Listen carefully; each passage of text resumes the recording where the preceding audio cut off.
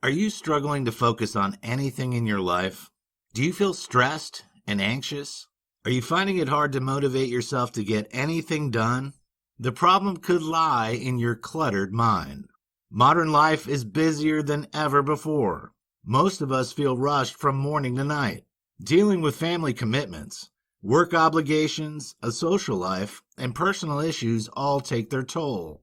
The sheer number of chores, tasks, and responsibilities that we have to fit into each day can seem overwhelming. It is precisely this that causes mental clutter. The good news is that even if you're finding life hard to control at the moment, by putting some simple organizational techniques into practice, you can make an enormous difference to your mental and physical well-being. You can take back your life, improve your focus, reduce your distractions, and eliminate your stress points. When you banish the mental clutter and organize your mind, you'll find that you'll get more done and you'll feel a lot happier overall. With greater organization comes greater control and clarity, so you can see more clearly the direction in which you're heading and concentrate on the areas that are most important to you. In this video, we'll discover about the clutter effect. These days, we've all become more used to living with a lot of things in our lives. Yet those things can get out of control and can lead us to feeling overwhelmed, becoming less productive, struggling to focus, and lacking in motivation. This is the clutter effect. Yet many people have no idea just how disorganized their lives have become. They've become so used to juggling the many elements in it, from relationships and children to careers and friends, that they can't see the woods from the trees. Eventually, though, the confusion will become so great that they won't be able to function effectively at all. Therefore, knowing what clutter actually is, how to identify it, and how to eliminate it lies at the heart of achieving overall happiness and success. What is clutter? When you think about clutter, you probably imagine piles of magazines and paperwork strewn over your countertops and mounds of junk on the stairs waiting to be taken up. It's true that this is clutter, but it's only the physical kind. Your mind can become cluttered too. Intrusive thoughts, an ongoing list of must-dos, regrets of missed opportunities, unfinished work, and worries about things that might never happen are all examples of mental clutter that make us feel out of control. The less organized your mind becomes, the less you feel able to deal with the challenges that life throws your way. There is an endless cycle formed between physical and mental clutter. The more disorganized your mind, the more disorganized your home, workspace, and life in general will become. Meanwhile, if you're living and working in a cluttered environment, it's inevitable that your mind will become cluttered and disorganized too. The vicious circle leads to ongoing problems as you lack the ability to break the chain, get rid of the mess, and take your life back. Which areas of your life does clutter affect? As we've already pointed out, clutter affects both your environment and your emotional and mental well-being. Both types of clutter can have a major impact on various areas of your life. The first obvious area that can feel the impact is your home. Mess can begin to build up as tasks get left undone. Soon a pile of magazines has grown on the coffee table. A stack of shoes is thrown in the corner in the front porch, and clothes are piled up on the bedroom chairs. The more messy and more disorganized your home becomes, the harder it is to get motivated to sort it out, and the more negative the mental and emotional impact becomes of living in such an environment. The second key area that is badly affected is the workplace. A lack of organization in the office leads to all kinds of issues. Low productivity, an unprofessional first impression for visitors or clients, and poor morale are just some of the problems that arise from a disorganized working environment. Again, once the office has become cluttered, it becomes more difficult to take action to organize it. As the mess mounts up, the worse the associated problems become. The third area that feels the impact of clutter is your personal relationships. This is something that can often be overlooked when considering the effect of disorganization on your life. A messy home puts a strain on your family life and can lead to serious tensions with your partner, children, or other loved ones. A disorganized workplace can make working relationships with colleagues, employees, or managers more challenging and can lead to disagreements that cause long-term problems in your career. Not only that, but clutter in friendships can lead to toxicity. further stress, and even more obligations that need to fit into your already overloaded schedule. What causes clutter? There are many causes of clutter. Some are physical and others are emotional or mental. Some are also a lot more obvious than others. Perhaps the first and most obvious cause of clutter has to be excess physical possessions. Most of us are guilty of accumulating items simply because we can't bear to get rid of them, even if we don't really want or need them. There are gifts that we receive for birthdays and holidays, souvenirs from vacations gone by. Odds and ends have piled up over the years that should really have gone in the trash, but which have, inexplicably, been put in a drawer or on a shelf for later and allowed to remain there. The trouble with this type of clutter is that it builds up slowly over time, so you don't really realize how much it has gotten out of hand until one day you look around and see the extent of the problem. The second cause of clutter is having excessive commitments in your schedule. We've already mentioned how busy modern lives have become. Whereas in the past, lives were much simpler. People went to work, came home, spent time with their family or their friends, and then went to bed ready to do it all again the next day. These days, there is so much more to consider. Careers have, in many cases, become considerably more high-pressured, with the expectations placed on workers at all levels much higher than ever before. Family lives are also more complex than ever before, with many people having divided or blended families. Struggling to fit in contact with children, dealing with stepchildren, or having to handle an ex-partner along with a current one can all increase the pressures on everyday living. Then, of course, there are all the other elements that weigh on our minds.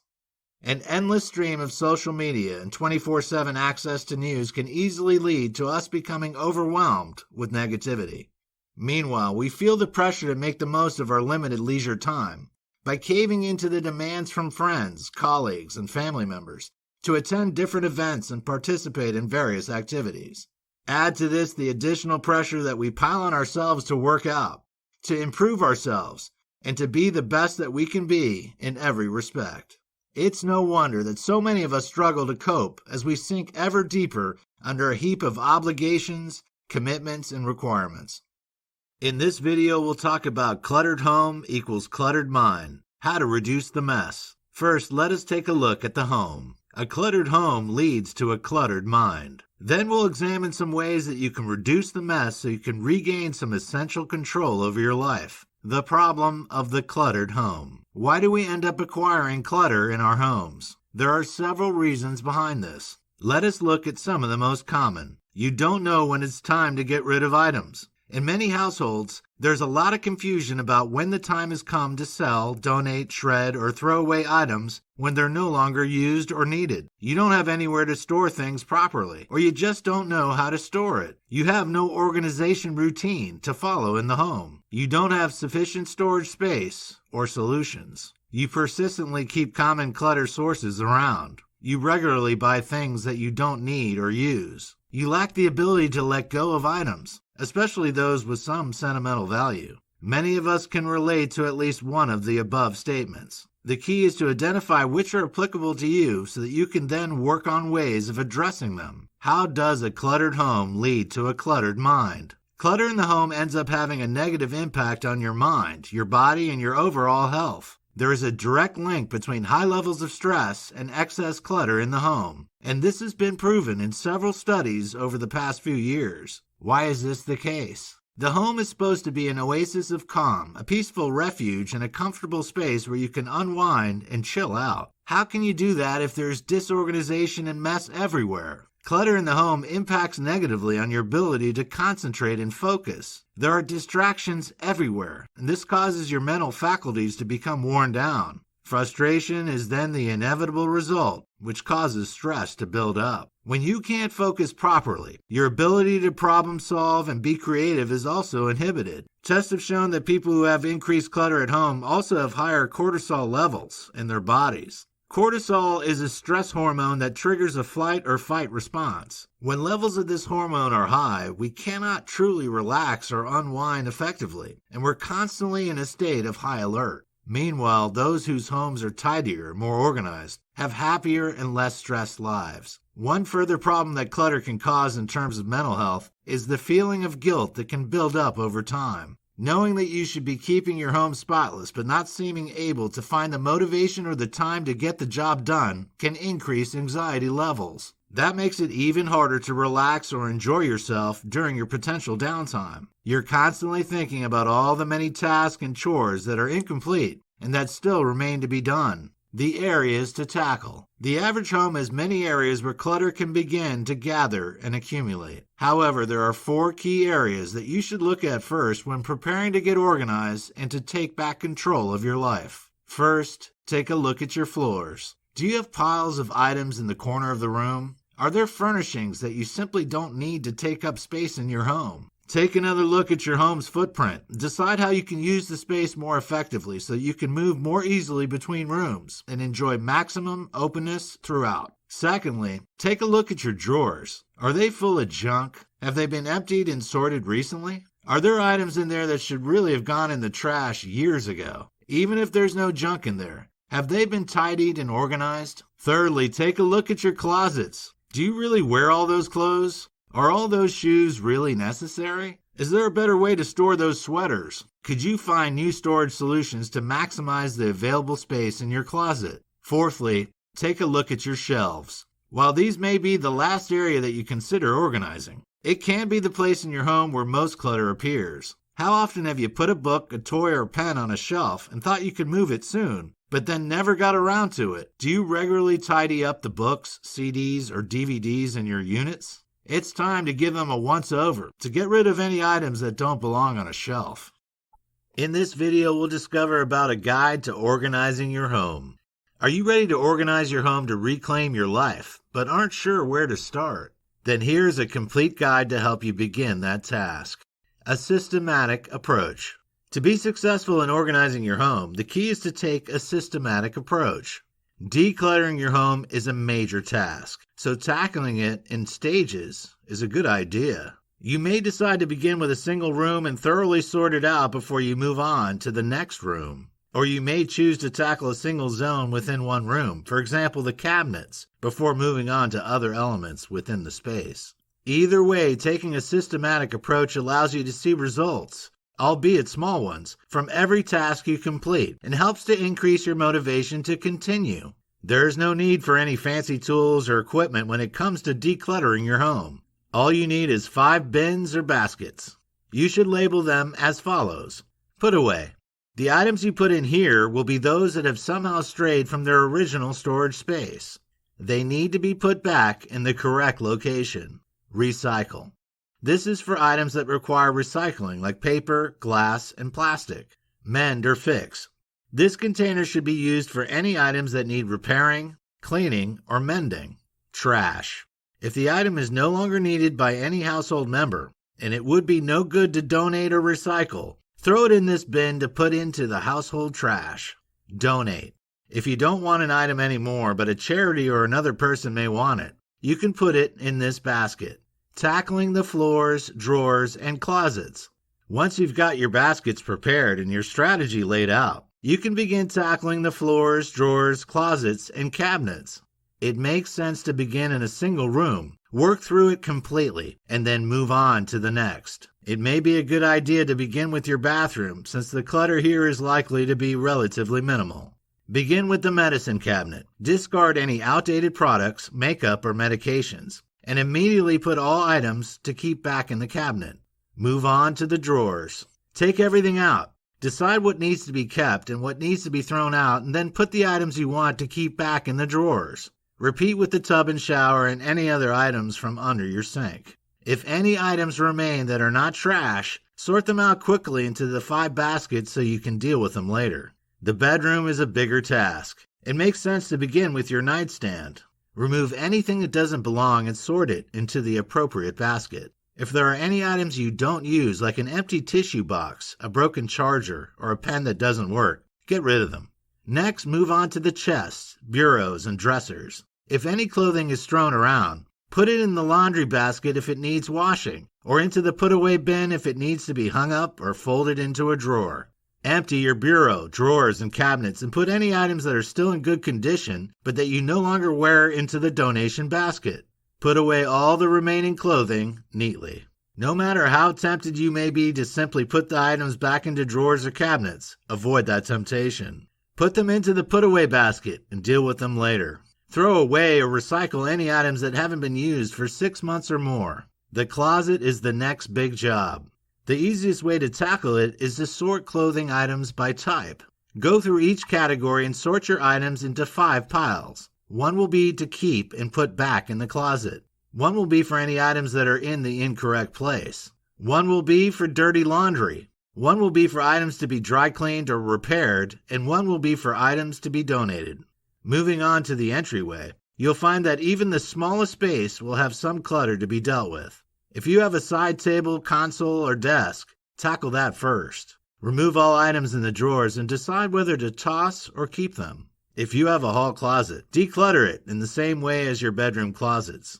The kitchen is a major space to address, and it can also be the most challenging to keep clutter-free in the long term since so many activities take place there, from cooking and eating to socializing. You'll therefore have lots of items in it. You can opt to either go through each zone one at a time or focus on a single category of an item before moving on to the next. Completely empty your chosen space. Evaluate each item. Throw away anything that is unnecessary, then put the other items back tidily. The upper cabinets and pantry are a good place to begin before moving on to the drawers, under sink area, and lower cabinets. Last of all, focus on the countertops and try to move as much as possible into storage spaces. The final area to tackle is the living room. This is an especially difficult space to address since it sees a lot of use and may lack storage. To begin, decide on where you're going to store all your commonly used items like your books, magazines, and remote controls. Then begin decluttering your side tables, console, and bookcases before moving on to your entertainment center and coffee table. Put any books away. If there's any paperwork to deal with, put it to one side and fold up any blankets. Check your electronic items and get rid of any that don't work. Store any gadgets, controllers, gaming equipment, and chargers in a convenient but hidden location. Lastly, if there are any toys lying around, assess them for damage and check if they still work. If your kids don't play with it anymore, recycle it. Put any remaining items away tidily. Bringing in help. When you're trying to organize an entire house, it can be a major job, especially if you're living in a large household. If this applies to you, it's time to bring in some help in the form of your friends or family. Draft the kids in to help declutter their own rooms and to put away their own items. Make sure they know where key items will now be stored away so they know where to put them back after use. If you have no friends or family to help you, you may be able to find a cleaning service that will give you some assistance with the task. Top tips for home organization. Need a few more tips to help you organize your home and your mind? Here are some of the best. Begin in one place. Decide which space is your top priority and start there. Focus on it until it's completely finished before moving on. Allow enough time. Have realistic expectations of how long it'll take you to thoroughly reorganize your home and schedule a few hours every day to the task in hand. Take an inventory. After any unwanted items are removed, inspect what remains and decide if it's in the right or wrong place. Anything that would be better off somewhere else, move it there. Check for wasted space. Are there any additional areas that could be put to work for you? Spaces under beds, over doors, or under sinks may be overlooked but may hold valuable storage room. Think vertically. This is especially important if you live in a small home. Maximize your storage by shelving right up to your ceiling. Divide up spaces. If you add more shelves to a single shelf or use stacking containers or baskets, you can divide up vertical spaces, maximize storage, and keep everything looking neat. Consider wheeled storage units that can be moved around or stored in a closet when not being used. Remember the key words: flexibility, accessibility, and visibility. Choose transparent containers or ones that you can label easily to save you time. Ensure that you've put the most frequently used items in a space that is easy to access, and choose an adaptable storage system that can be reused and reconfigured to suit your changing needs.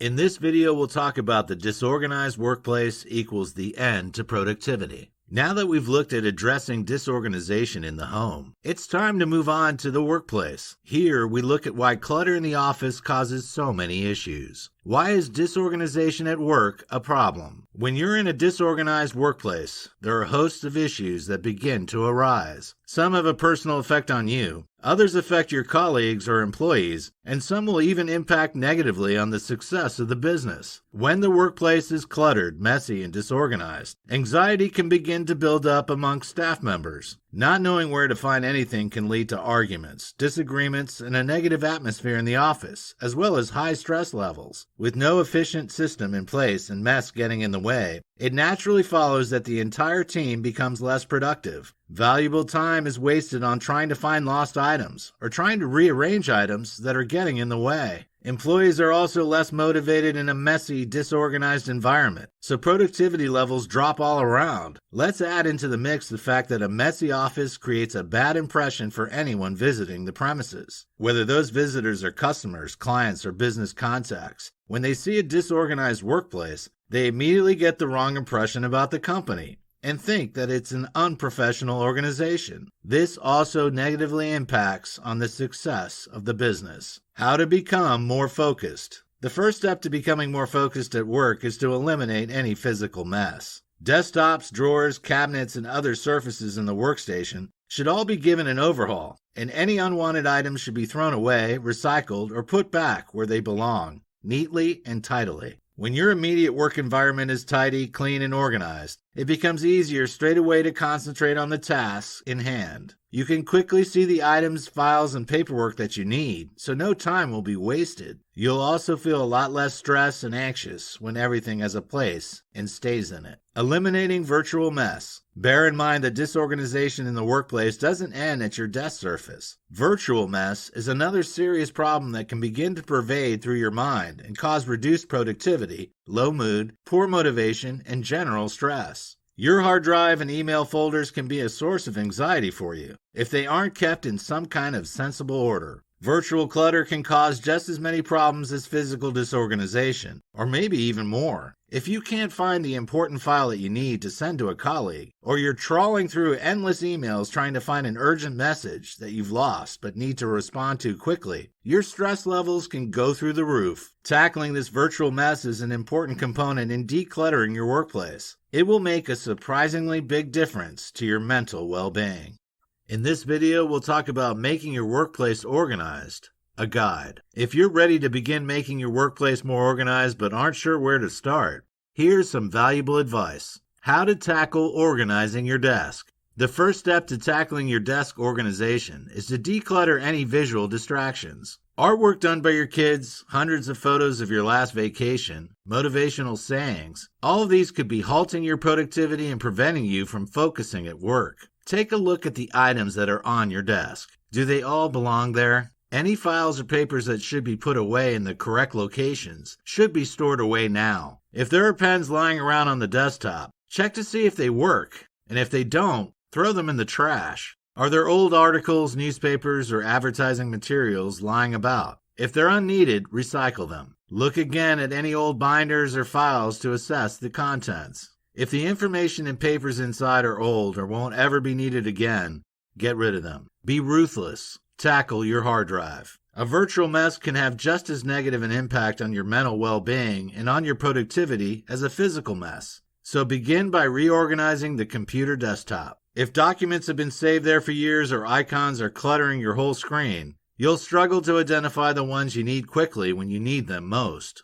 Delete any unwanted files or icons and tidy up the others so you can have a well-organized screen. Tackle your email inboxes too. It's all too easy to allow your emails to get out of control, especially if you receive hundreds every day. However, setting some time aside to sort out your folders and to delete the trash will help to make things manageable again. If you spot any overlooked messages, reply to them and file them neatly in a folder where you know you can find them again. Once your inbox is tidy, it's important to stay on top of the task. Set aside time each day to check emails and handle them appropriately. Make it your aim to have 0 inbox messages before you go to bed. Top tips for work organization. Do you need more tips to successfully organize your workplace? Here are a few pieces of expert advice that will stand you in good stead. Chuck the junk. Have you used an item in the workplace recently? Are you realistically going to use it again? Just as you would at home, create separate piles to be dealt with later. 3 piles should be here: a trash pile, store pile, and to-do pile. Create an effective storage system. As long as it makes sense to you, it will get the job done. Tackle the to-do pile.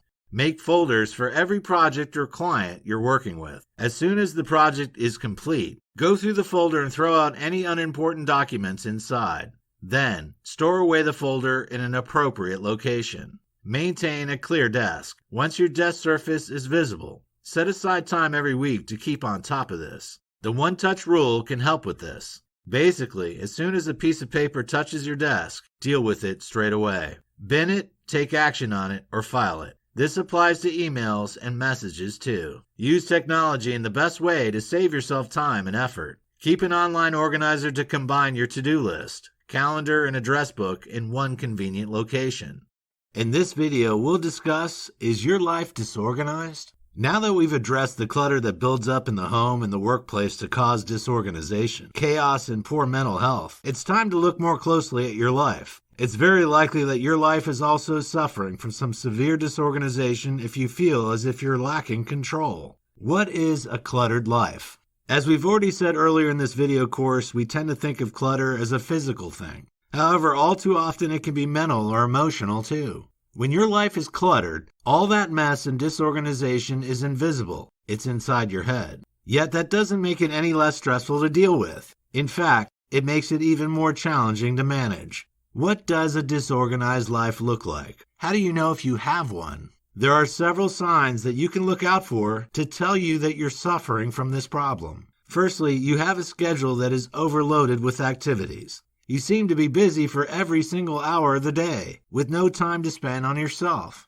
You feel as if you're constantly at the beck and call of other people, whether those people are friends or family members, and you struggle to fit all of your obligations, commitments, and activities into your already strained lifestyle. You feel as if you have absolutely no leisure time when you can unwind and enjoy yourself. Or when you do manage to grab a few moments for yourself, you feel guilty that you're not tackling the many other tasks that you have lined up ready to go. You feel under increasing pressure to be a better person, to improve yourself, and to fit the mold that the media tells us we should be in. You feel guilty when you don't have the time to cook an elaborate vegan meal from scratch, or fail to get to the gym again this week, or didn't manage to get to your foreign language class so you could broaden your horizons. If you can relate to any or all of this, you have a disorganized life that needs to be decluttered urgently. Why do our lives become disorganized? There are several reasons why your life may have become disorganized. Not all will apply to everyone, but if you're experiencing the feelings we've outlined above,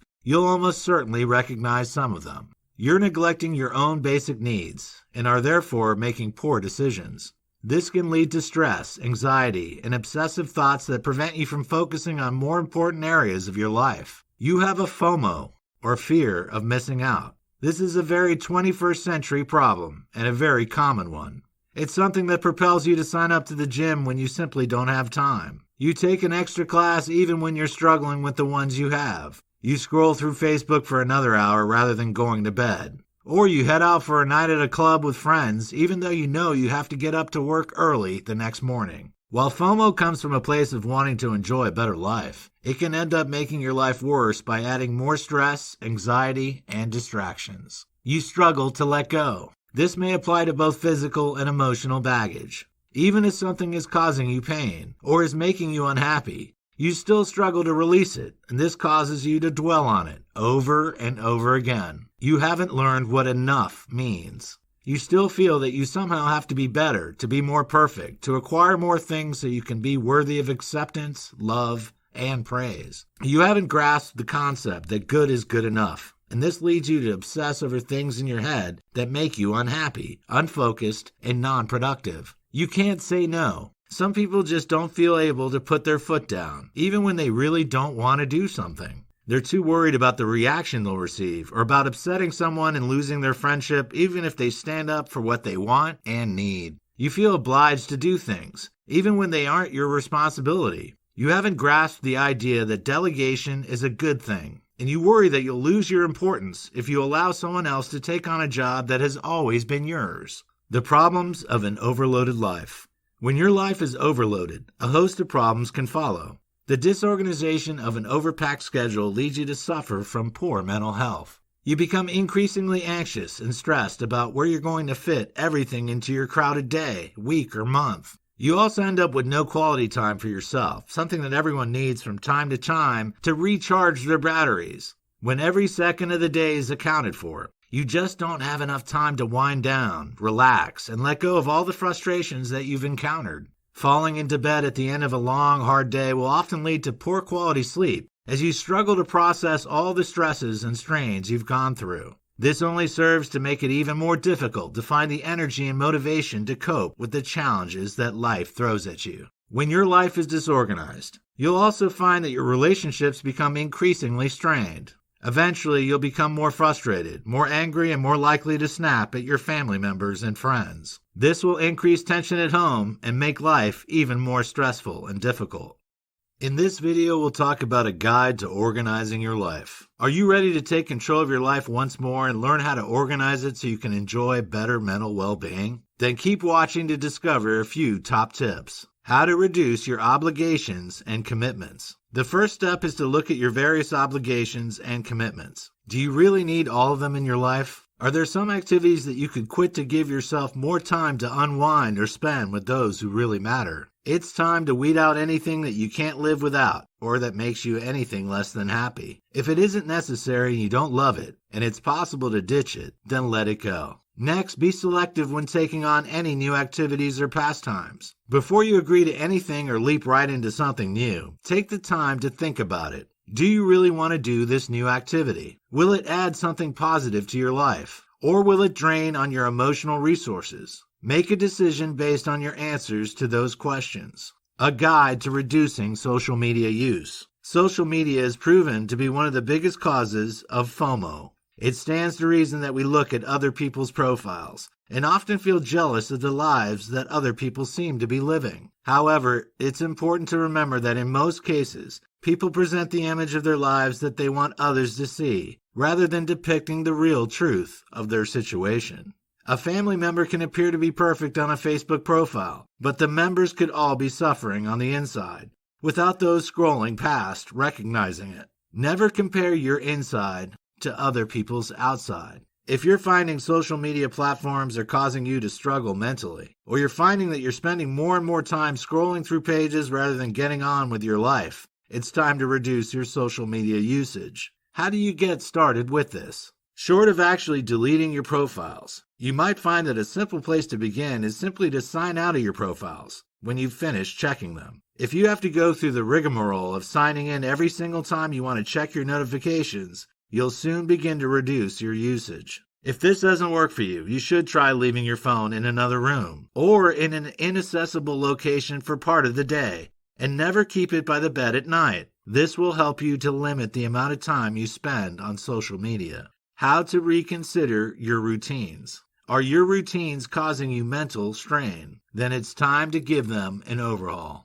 It can be all too tempting to stay stuck in a rut because change is scary, but that's rarely a good cause of action when you've lost control of your life. Take a look at how you spend each day. Is it working for you? Which elements are causing you to struggle? How could you move them around to make life easier or less stressful? For example, if you've scheduled a workout at the gym before you go to the office, but you're struggling to get out of bed because you're so